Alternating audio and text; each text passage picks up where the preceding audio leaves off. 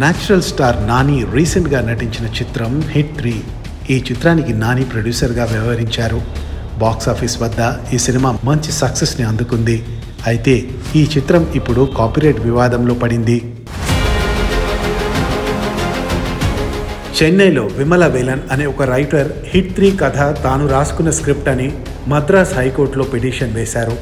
Agent 11 మరియు Agent V అనే స్క్రిప్ట్స్ను ఆగస్టు 4, 2021లో సౌత్ ఇండియన్ ఫిల్మ్ రైటర్స్ అసోసియేషన్కి సమర్పించానని అతను పేర్కొన్నారు. తర్వాత ఆగస్టు 8, 2022న నానికి ఒక సినాప్సిస్ కూడా పంపించానని, కానీ తనకి నాని టీం నుంచి ఎలాంటి రెస్పాన్స్ రాలేదని పేర్కొన్నారు. థియేటర్లో హిట్ 3 చూసిన తర్వాత విమల్ తన కథకు మరియు సినిమా కథాంశానికి మధ్య ఉన్న కొద్దిపాటి తేడాలను చూసి షాక్ అయ్యారు. హిట్ 3 మూవీ స్క్రిప్ట్లో కేవలం చిన్న మార్పులు మాత్రమే చేసినట్లు అతను గుర్తించారు. ఇదే విషయంపై విమల్ మద్రాసు హైకోర్టులో కథ హక్కుల ఉల్లంఘన కింద పిటిషన్ దాఖలు చేయడం జరిగింది.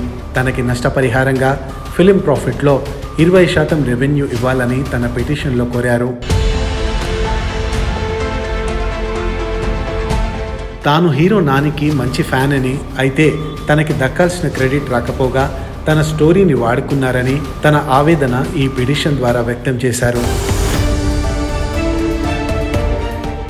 అయితే గతంలో కూడా ఈ చిత్ర దర్శకుడు శైలేష్ ఇలాంటి వివాదానికి గురయ్యారు.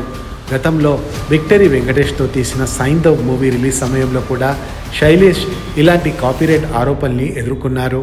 మొత్తానికి హిట్ 3 థియేటర్స్లో మరియు నెట్ఫ్లిక్స్ OTTలో రిలీజ్ అవ్వగా మరి ఈ చిత్ర నిర్మాత అయిన నాని ఇప్పుడు ఈ వివాదంపై ఎలా రియాక్ట్ అవుతారో వేచి చూడాలి.